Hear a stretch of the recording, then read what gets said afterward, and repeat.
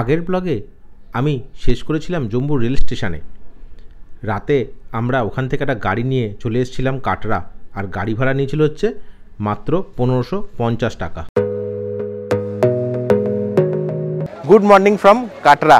আমরা কিন্তু চলে এসেছি কাটরায়। কাটরা থেকে এখন যাব হচ্ছে আমরা বৈষ্ণব দেবী মাতার মন্দিরে। তো বৈষ্ণব দেবী মাতার মন্দিরে যেতে গেলে আগে কিন্তু আপনাদের যাত্রা প্রার্থীর কার্ড নিতে হবে। আমি এই কার্ডটা নিয়ে নিয়েছি। এই কার্ডটা নিয়ে আমাদের এই যে সামনেই রয়েছে বৈষ্ণোদেবী মাতার মন্দির, ওইখানে কিন্তু আমরা এবার পায়ে হেঁটে উঠবো। চলুন যাওয়া যাক। দেখতেই পাচ্ছেন আমরা চলে এসেছি জয় মাতা দি যে মন্দিরটা আছে, মন্দিরের একদম গেটে। তো আমরা উঠবো হচ্ছে, এখানে দুটো রাস্তা আছে। একটা রাস্তা অনেকটা সোজা, যেটা 3 কিলোমিটার এক্সট্রা লাগবে, আর যে আমরা যে রাস্তাটা ধরবো সেটা কিন্তু একটু টাফ, কিন্তু সেটা 3 কিলোমিটার কম। তো আমরা সেই রাস্তাটা ধরে নিয়েছি। আর আমি বিস্তারিত সব কিছু জানাচ্ছি। এখানে ঘোড়া আর পালকি আছে, আর হেলিকপ্টার আছে। তার রেটগুলো আমি আপনাকে বলছি। ঘোড়া আর পালকি রেটটা আমি এখান থেকে বলে দেবো, হেলিকপ্টারের রেটটা আপনাকে আমি পরে জানিয়ে দিচ্ছি। তো চলুন যাওয়া যাক ভেতরে। এই লাইনটা দেখতে পাচ্ছেন আপনারা, ঢোকার লাইন।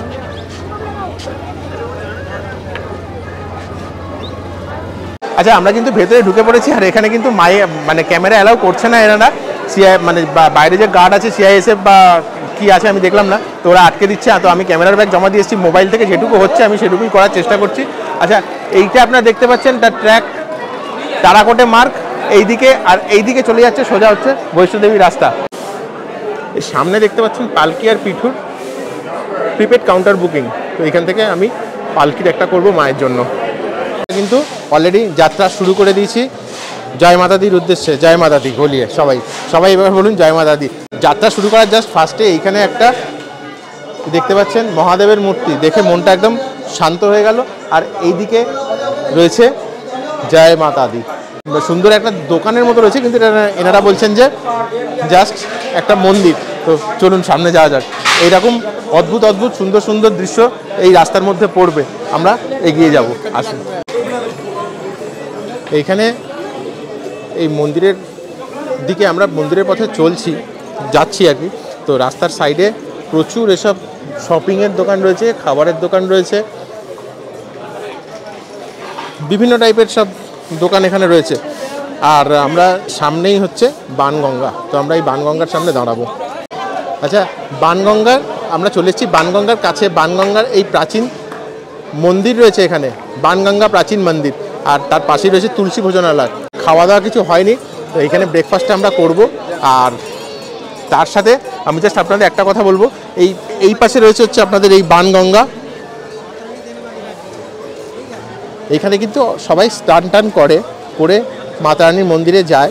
বানগঙ্গার সম্বন্ধে একটা পৌরাণিক কথা আছে, সেটা হচ্ছে মা বৈষ্ণোদেবী আর হনুমান একসাথে এই পাহাড়ে আসছিল। সেই সময় মা বৈষ্ণোদেবী সেই সময় হনুমানের খুব জল তেষ্টা পায়। তো মা বৈষ্ণোদেবী তীর মেরে এইখানে এই জলের সৃষ্টি করেছিল। তো তারপর থেকে এর নাম হচ্ছে বানগঙ্গা। তো সেই জন্যই এই নদীটার নাম হয়েছে বানগঙ্গা। চলুন খাওয়া যাবে। আচ্ছা, ছোলে বাটাটা নিয়ে নিয়েছি। এইরকম সাইজের বড় নিচের দাম হচ্ছে 70 টাকা। জাস্ট এই বানগঙ্গাতেই রয়েছে এই রেস্টুরেন্টটা। তো এইখান থেকে এবার খাওয়া শুরু করে আমরা আবার উপরের দিকে রওনা দেবো। আচ্ছা, রাস্তায় কিন্তু এইরকম এই যে আপনারা দেখছেন এই মাসাজ পার্লার, মানে আপনার এটা হচ্ছে গিয়ে বডি মাসাজ, মানে চেয়ারগুলো রয়েছে, এগুলোতে কিন্তু আপনারা আরামসে মাসাজ করে নিতে পারেন। এখানে দোকানের লোক নেই বলে আমি বুঝতে পারছি না কত টাকা করে লাগবে। দোকানের লোক থাকলে সামনে আরও পড়বে। দোকানের লোক থাকলে আমি সেই দোকান থেকে আপনাদের রেটটা বলে দেবো। এই ঘোড়াদের দেখতে পাচ্ছেন, ঘোড়াগুলো নিয়ে ওপরে যাচ্ছে, উঠছে, নামছে। তো এগুলো চলতেই থাকে। রাস্তাটা কিন্তু যথেষ্ট খাড়াই, মানে শয়ে লোক, হাজারে লোক ওপরে উঠছে নামছে। তার সাথে সাথে আপনারা যারা ভাবছেন যে হেঁটে উঠতে পারবেন না, আমার মনে হয় না কোনো অসুবিধা হবে। প্রচুর লোক হাঁটছে, প্রচুর লোক যাচ্ছে। তো আপনারাও যারা ভাবছেন যে উঠতে পারবেন না, তারা কিন্তু মনে সাহস নিয়ে এগিয়ে পড়ুন। মাতাদির যদি আশীর্বাদ থাকে অবশ্যই হবে। খাওয়া নিয়ে কোনো অসুবিধা নেই, এখানে প্রচুর খাবারের দোকান রয়েছে। এই রাস্তাটায় প্রচুর শপিং করা, মানে যদি কোনো কিছু কিনতে চান সেগুলোও আপনারা এখানে কিন্তু সুন্দরভাবে পেয়ে যাবেন। এই হাতে যে লাঠিগুলো যে নিচ্ছে না, লাঠিগুলো কিন্তু 20 টাকা করে ভাড়া। এখান থেকে আপনারা নিয়ে নিতে পারেন চাইলে ওঠার সময়। দেখুন প্রচুর লোক লাঠি নিয়ে হাঁটছে। আজকে কিন্তু এখানকার ওয়েদারটা একদম জবরদস্ত ওয়েদার, একদম নীল আকাশ। আর যেটা বলার হচ্ছে সেটা হচ্ছে রোদ্দুরটা কিন্তু যথেষ্ট পরিষ্কার এবং গায়ে বেশ লাগছে। বেশিক্ষণ রোদ্দুরে দাঁড়ানো যাচ্ছে না। রোদ্দুরে বেশিক্ষণ দাঁড়ালে কিন্তু গা হাত পা জ্বালা করছে। সামনে ঘোড়াটা চলে এসছে, ওই জন্য ক্যামেরাটা ঘুরিয়ে দিলাম। আচ্ছা এইটা এখানে আরেকটা রয়েছে, এই body massage, full body massage. এই চেয়ারের মধ্যে হবে হচ্ছে ₹50 করে। জাস্ট 50 টাকা দিন। পা ব্যথা হলে বা শরীর ক্লান্ত হয়ে গেলে 15 মিনিট এখানে বসুন, বসলে কিন্তু আপনার যত ক্লান্তি আছে মোটামুটি দূর হয়ে যাবে মেশিনের দ্বারা। শ্রী মাতা বৈষ্ণোদেবী বাথিং ঘাট, এখানে কিন্তু সাইড দিয়ে একটা সুন্দর জায়গা আছে, নেমে আপনারা স্নান টান করতে পারেন। এখানে কিন্তু সবাই স্নান করছে, এই দেখুন এখান দিয়ে সুন্দর সিঁড়ি আছে, সিঁড়ি করে আপনারা ওইদিকে চলে যেতে পারেন, চলে গিয়ে স্নান টান করে সেরে নিতে পারেন। অ্যাকচুয়ালি স্নানটা চলছে এইখানে। যাত্রাপথে এরকম বজরংবলী, সরস্বতী, পার্বতী, শিবের প্রতিমা বারবার আসবে, যা দেখে মনে কিন্তু শক্তির সঞ্চয় হবে।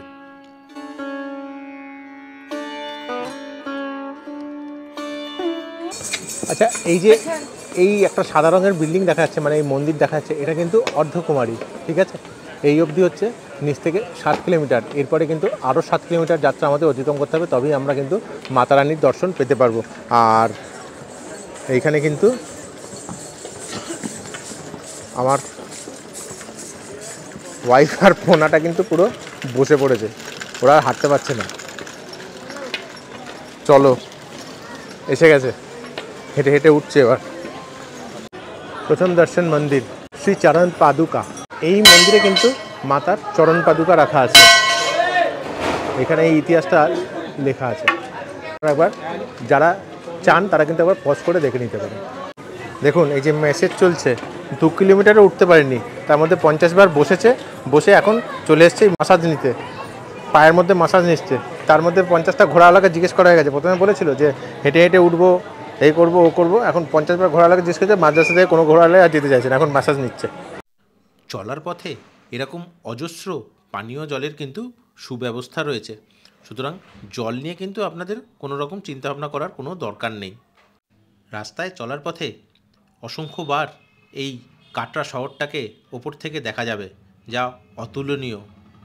আচ্ছা আমরা জাস্ট এসে পৌঁছে গেছি যে আম্বালিকা হচ্ছে জাস্ট অর্ধকুমারের একটুখানি আগেই। এখানে কিন্তু আপনারা এটা হচ্ছে শ্রী মাতা বৈষ্ণোদেবী শিরিন বোর্ডের বিস্কিট 10 টাকা। তো এই সব জিনিসগুলো এখানে অর্ডার করলে কিন্তু আপনারা পেয়ে যাবেন। আমরা কিন্তু 6 কিলোমিটার রাস্তা ক্রস করে চলে এসেছি, এখন এসেছি হচ্ছে অর্ধকুমারীতে। আচ্ছা অর্ধকুমারীতে যেটা আপনাদের বলার সেটা হচ্ছে এই জাস্ট এই লেখাটা দেখুন, ভবন ভায়া হিমকুঠি মার্গ, ভবন ভায়া হাতিমাতা মার্গ। তো আমরা কী করছি, আমরা 5.5 কিলোমিটার যেটা রাস্তাটা আছে সেই রাস্তাটাই ধরবো বাঁ দিকে, আর ডান দিকে যেটা চলে গেছে সেটা হচ্ছে 6.5 কিলোমিটার। তো আমরা এই দিকে রাস্তাটা ধরছি। ব্যাটারি কারগুলো আসে এখান থেকে, জাস্ট এই ব্যাটারি কারগুলো আসে, ব্যাটারি কারের লাইন। কিন্তু ব্যাটারি কারের টিকিট কিন্তু আপনাদের অনলাইনে করতে হবে, এমনি এখানে এসে কিন্তু ব্যাটারি কারের টিকিট আপনারা পাবেন না। আমাদের রাস্তা এই সাইড দিয়ে, চলুন আমরা এগিয়ে চলি। ব্যাটারি কারের টিকিট কিন্তু আপনারা অনলাইন করে ফেলবেন, অনলাইন না করলে কিন্তু কোনোদিন ব্যাটারি কার পাবেন না। আর এই হচ্ছে ব্যাটারি কার দাঁড়িয়ে আছে, দেখুন।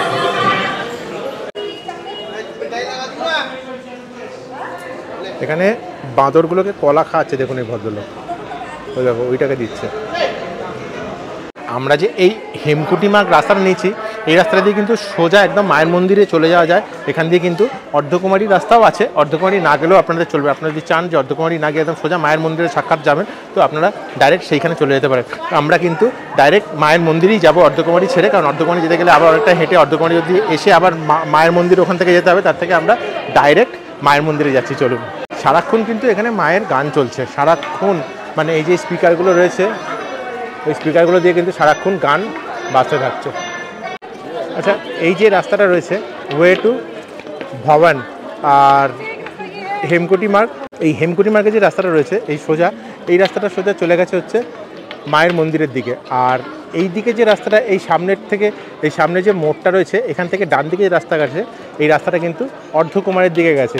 আর এই নিচে এই দিকটা যে এইখানটাতে রয়েছে নিচে লঙ্গরখানা। তো আমরা এখন সোজা লঙ্গরখানা হচ্ছে 4.2 কিলোমিটার, তো আমরা এখন সোজা এই দিকের রাস্তাটা ধরে সোজা মায়ের মন্দিরের দিকে উঠে যাব। চলুন যাওয়া যাক। আচ্ছা এইখানে দেখুন, এইখানে কিন্তু স্পষ্ট দেওয়া আছে নিচের দিকে কাটরা। আচ্ছা ওয়ে টু অর্ধকুমারী, মানে এই রাস্তাটা সোজা অর্ধকুমারীর দিকে যাচ্ছে। আর ভবন মানে হচ্ছে মায়ের ভবন, মায়ের ভবনটা এই দিকে সোজা চলে গেছে। আর এখানটা এমন একটা সুন্দর জায়গা না, মানে একদম প্রাণ জুড়িয়ে যাচ্ছে, মানে একটা ঠান্ডা হাওয়া দিচ্ছে আর প্রাণটা পুরো একদম শান্ত, মানে যত ঘাম টাম হয়েছিল সব কিন্তু এক নিমিষে খতম। জাস্ট আপনাদের একটু হেলিকপ্টারটা দেখাই, জানি না আপনারা দেখতে পাবেন নাকি, তবুও চেষ্টা করছি। এই হেলিকপ্টার কিন্তু সারাদিন ধরে চালু হয়ে যায়, এদের যাতায়াত একবার করে নিয়ে যায় একবার করে নিয়ে আসে। এটা এর ভাড়া টাড়া কী আছে সেটা আমি পরে আপনাদের জানিয়ে দেবো। আচ্ছা, আমরা কিন্তু এখন চলে এসেছি এই সত্য ভোজনালয় যে লেখা রয়েছে শিরিন বোর্ডের এখানে কিন্তু জাস্ট আপনাদের একটুখানি মেনুটা দেখিয়ে দিই। টি, কফি, মিল্ক, বাটার, স্লাইস, এখানে কিন্তু সবই রয়েছে। আমরা ভেবেছিলাম যে ভেতর ঢুকে একটুখানি খাওয়া দাওয়া কিছু করব, কিন্তু খাওয়া দাওয়া এই মুহূর্তে এখন বাজে হচ্ছে ঘড়ি কাটা 2:30, এখন কিন্তু এরা একটুখানি বন্ধ রেখেছে, বন্ধ করে জাস্ট ভেতরটা পরিষ্কার করবে। তো ওনারা বললো আগেও আর একটা আছে, তো আমরা আগের দিকে উঠে গিয়ে তারপর দেখি আগে কি পাওয়া যায়। তো সেখান থেকেই আমরা খাওয়া দাওয়া কিছু হালকা চা টা এইসবগুলো নেবো, কারণ সকালের ব্রেকফাস্টটা কিন্তু হেভি আছে, এখনও খিদে পাইনি। এই রাস্তায় যেতে যেতে কিন্তু ঘন ঘন শৌচালয় আপনারা পেয়ে যাবেন, আর তার সাথে ফ্রি পানীয় জলের ব্যবস্থাও কিন্তু ঘন ঘন রয়েছে। আপনাদের কোনো রকম কোনো অসুবিধা হবে না এবং দুর্দান্তভাবে আপনারা পৌঁছে যেতে পারবেন। এই রাস্তায় কিন্তু একটাও ঘোড়াওয়ালা নেই, মানে এখান দিয়ে শুধু ব্যাটারি কার আর পালকি নিয়ে যারা যাবেন তারাই কিন্তু এই রাস্তা দিয়ে যাচ্ছে। আর আপনাদের সাথে আর একটা জিনিস দেখাই, এই যে এই পাহাড়টা রয়েছে, পাহাড়ের মাথা এরকম জাল করে রেখেছে, মানে এটা কিন্তু ধস নেমেছে এই পাহাড়টা থেকে। তো আগে থেকে প্রিকশন নেওয়ার জন্য এইখানে কিন্তু রিং দেওয়া আছে, যাতে কোনো রকম পাথর এসে কোনো যাত্রী গায়ে যেন না পড়ে। চলে এসেছি হিমকোটি ধোসা পয়েন্ট। এই ধোসা পয়েন্টটা আপনারা দেখতে পাচ্ছেন, এখানে কিন্তু দুপুরবেলার লাঞ্চ বা যাবতীয় কিছু যদি খাওয়া টাওয়া কিছু করতে চান তাহলে এইখানে আপনারা সুন্দরভাবে পেয়ে যাবেন।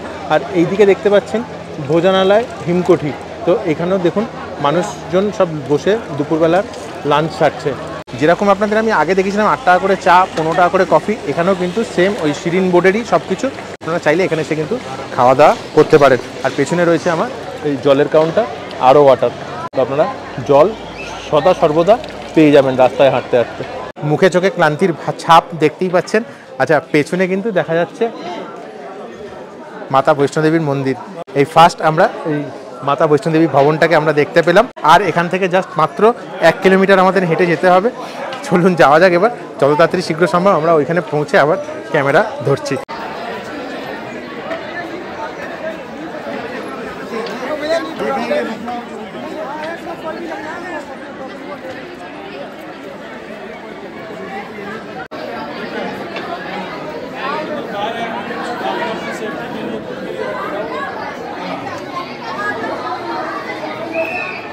কিন্তু মন্দিরের কাছে এখনো পৌঁছায়নি। আমি জাস্ট এখন এই লকার রুমের জন্য লকার নেওয়ার জন্য দাঁড়িয়ে আছি। এদের এখানে এখন লকারের ভালো লাইন আছে। আমার সব থেকে একটা জিনিস খারাপ লেগেছে, এদের এখানে কোনো ব্যবস্থা নেই, একটাই লাইন, এত লম্বা লাইন কিন্তু কোনো রকম কারোর ভূক্ষেপ নেই। ওই লাইনে দাঁড়িয়ে যতক্ষণ লাগে, অনেকক্ষণ ধরে দাঁড়িয়ে আছি, প্রায় 20-25 মিনিট হয়ে গেলে লাইনে দাঁড়িয়ে আছে, এখনও পৌঁছাতে পারিনি।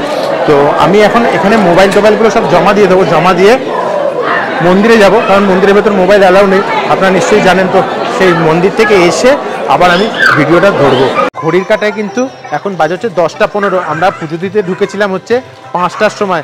এত লাইন, এত মানে ভিড় যে কি বলবো। পুজো এই জাস্ট আমাদের শেষ হলো, খুব ভালো মতো পুজো হয়েছে, সব কিছু দেখা হয়েছে। আমরা এখন নেমে যাচ্ছি হচ্ছে হোটেলের দিকে। রাত্রির বাজে হচ্ছে 10টা 15, কিন্তু কালকে আমাদের আবার কাশ্মীর যাওয়ার প্ল্যান আছে, জানি না কি হবে, তো দেখা যাক কি হয়। আমি জাস্ট আপনাদের একটু রুমটা দেখিয়ে দিই। এই সামনেই টয়লেট রয়েছে, এখানে গিজার রয়েছে, এরকম একটা কিং সাইজ বেড, পাখা চলছে, আর এইদিকে টিভি রয়েছে, টিভির পাশে একটা বড় আয়না, এটা একটা আলমারি, একটা টাওয়েল, এইখানে উইন্ডো এসি দেখতে পাচ্ছেন। আর এটা হচ্ছে একদম কিন্তু রাস্তার ধারে। চেয়ার রয়েছে, একটা ছোট টেবিল রয়েছে। ঘড়ির কাটায় কিন্তু 8টা 45, আমাদের গাড়ি রওনা অলরেডি দিয়ে দিয়েছে। কিছুক্ষণ আমরা চলে এসেছি, তারপরে আমি ক্যামেরাটা ধরলাম।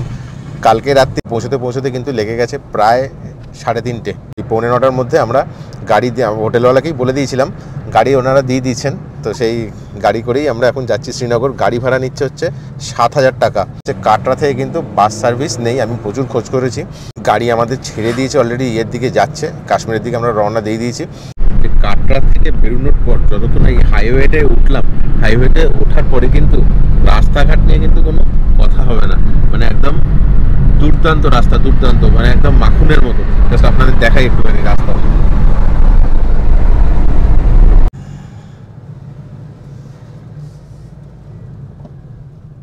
কাটরা থেকে কিন্তু জম্মুর দূরত্ব হচ্ছে 227 কিলোমিটার বাই গুগল ম্যাপ দেখাচ্ছে। পৌঁছাতে সময় নেবে হচ্ছে 6 থেকে 7 ঘন্টা। আমরা কিন্তু এখন এই টানেলের ভেতর ঢুকছি, Chennai Nasri tunnel highway limited.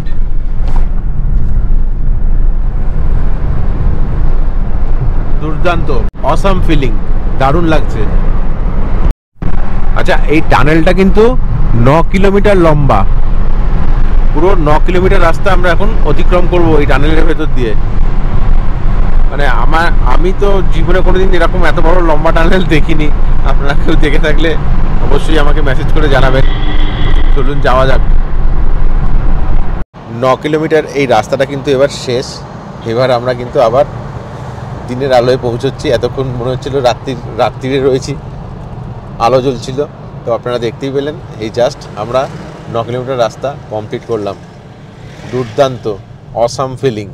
আমার জীবনে তো আমি প্রথমবার এত বড় একটা লম্বা টানেলের মধ্যে দিয়ে ক্রস করলাম, মানে সত্যি দুর্দান্ত, দারুণ দারুণ ব্যাপার, দারুণ। এখন চলে এসেছি রামবান ডিস্ট্রিক্টে। আর রামবানে এখানে কিন্তু জল খাবার মানে ছোট ধাবা টাইপের আছে।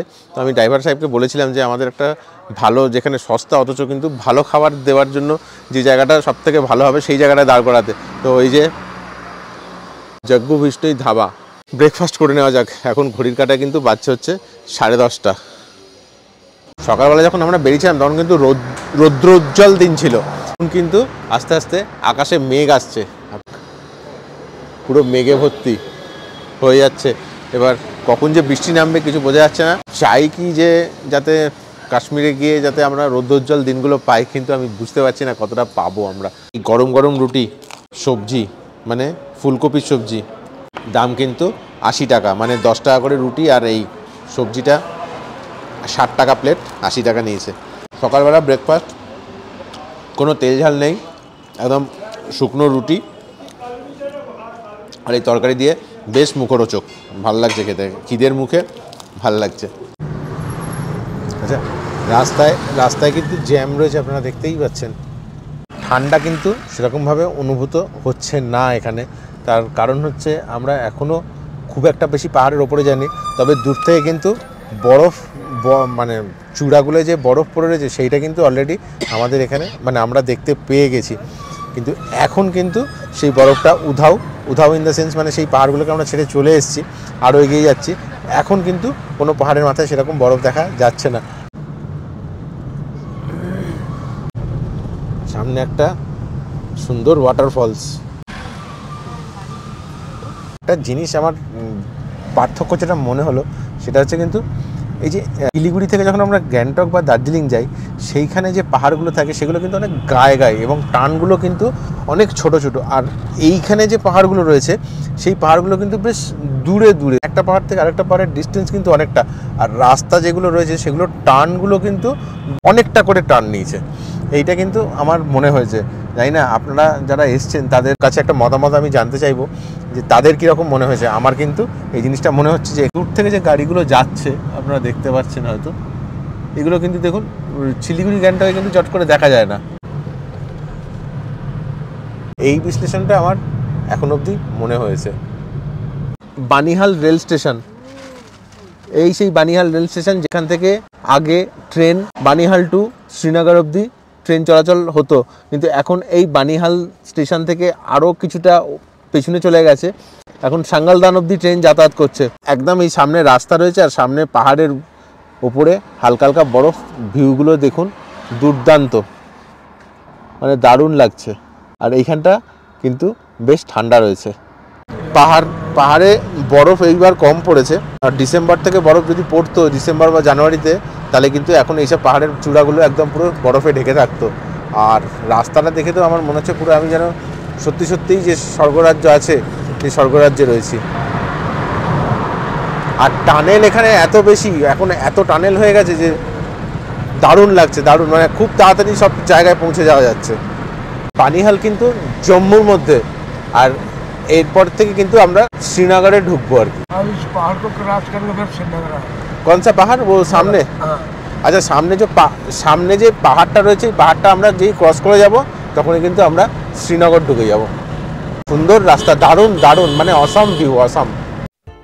আর এইভাবে গাড়ি চলতে চলতে আমরা ঠিক দুপুর 3টে নাগাদ পৌঁছে গেছিলাম শ্রীনগর। পরের পর্বে আমি আসছি আরও একটি ব্লগ নিয়ে। ভালো লাগলে ভিডিওটিতে লাইক, কমেন্ট ও চ্যানেলটি সাবস্ক্রাইব করতে কিন্তু একদম ভুলবেন না।